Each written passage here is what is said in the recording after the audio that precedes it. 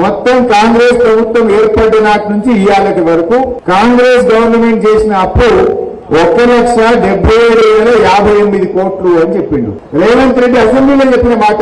3,47,294 కోట్లు అప్పు చేసినాము అని అసెంబ్లీలో రేవంత్ రెడ్డి చెప్పిండు. ఈ మాట 5 ఏళ్ల కిందిది.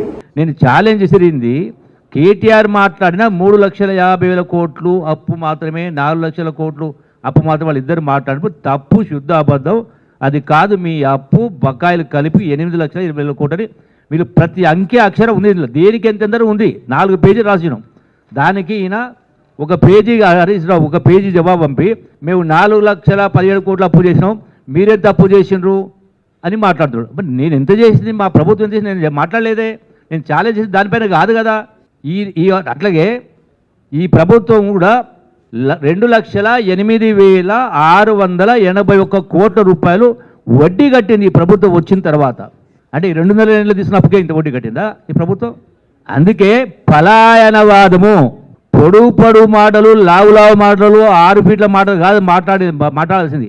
నేను అడిగిన దానికి సూటిగా సమాధానం చెప్పకుండా డొంక తిరుగు సమాధానం చెప్పి పారిపోయిండు.